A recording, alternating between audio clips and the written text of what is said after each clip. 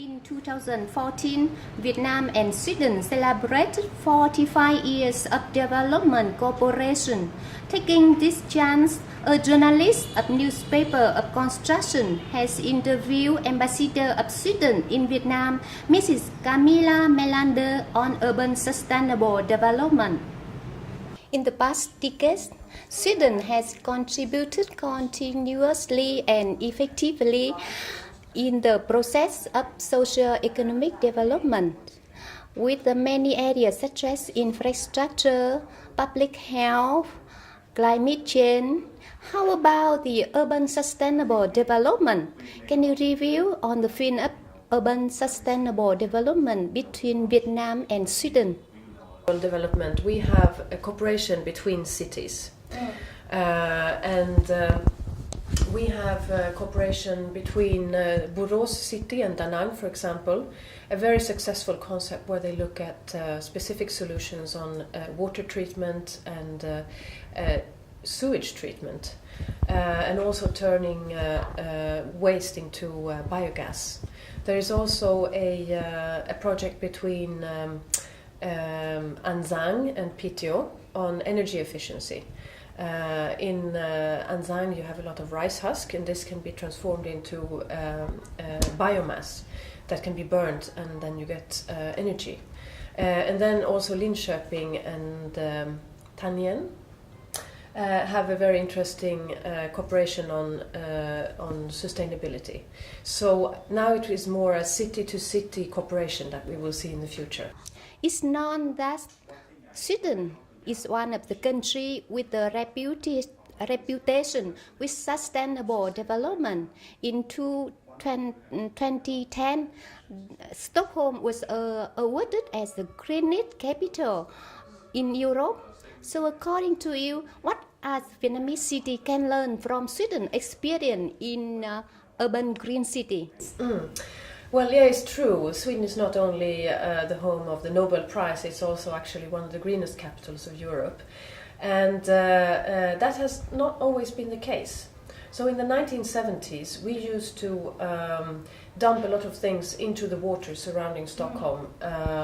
We used to have large emissions from industries in Stockholm. So then the politicians understood that this is not a sustainable way of working. And from then on, we have actually worked very, very intensively with trying to improve the climate and the environment in Stockholm. And now climate is an issue that is discussed in every building project. It is discussed in every location of where you put an industry. And now the water in Sweden and in Stockholm in particular is so clean, being very polluted in the 70s, but now it's so clean that you can actually drink the water right in the middle of Stockholm.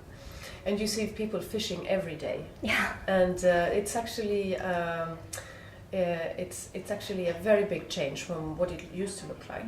Also, we're very strict on the emissions from the industries. So now we have a very, very clean air as well.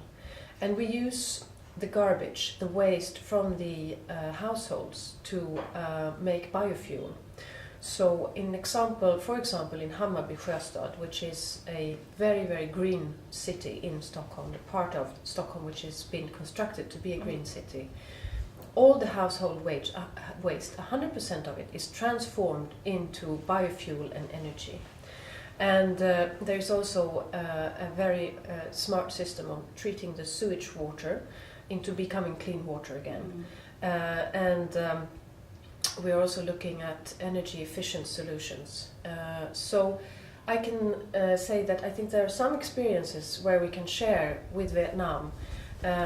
Things can be made different. It takes time, but there are very smart solutions, and I think Sweden has a number of very smart solutions that we would be very happy to share actually with Vietnam. That would be the Hammarby Sjöstad model.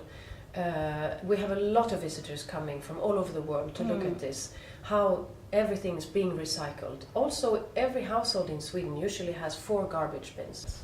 And then we bring these things to big containers. So the paper is being recycled, the metal is being recycled and the glass is being recycled. That saves a lot of energy. And the household waste is being turned into energy. So it's a win-win situation where you turn something that you don't want to have into something that is beneficial. What is your opinion about the potential cooperation on sustainable urban development between Vietnam and Sweden? I think it can.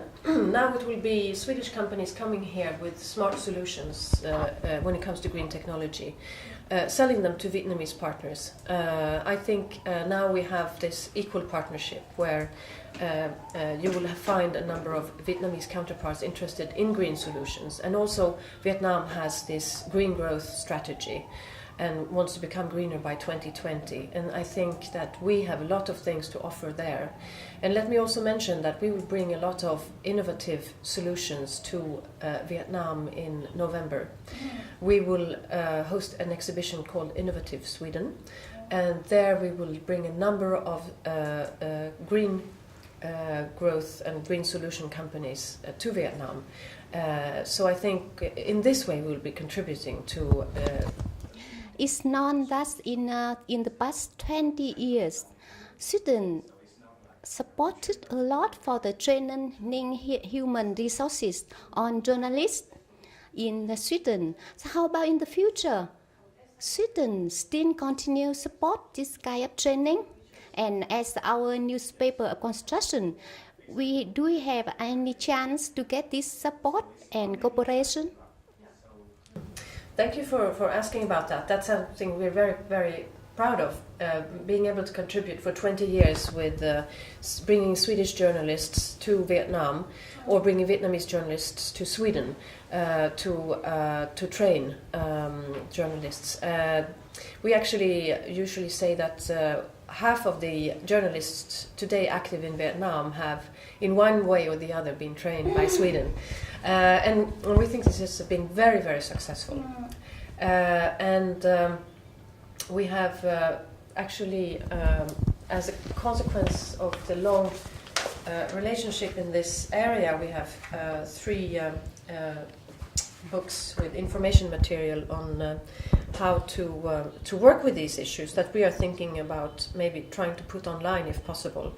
What we're doing now, since the development cooperation has been phased out, is that we are looking at the possibility of sending smaller groups of journalists on specific topics to Sweden. So we cooperate with the Swedish Institute and the Ministry for Foreign Affairs, and we have sent groups to Sweden on innovation, on transparency, public management, but there can also be maybe a scope or opportunity to send a group on environmental issues in the future. So now we work on a smaller scale, but we still try to maintain our good contacts with the media in Vietnam, and we try to tailor-make smaller groups going to Sweden to still be able to benefit from this cooperation that we've had for such a long time. So that I can convey to the Thank you so much for your time.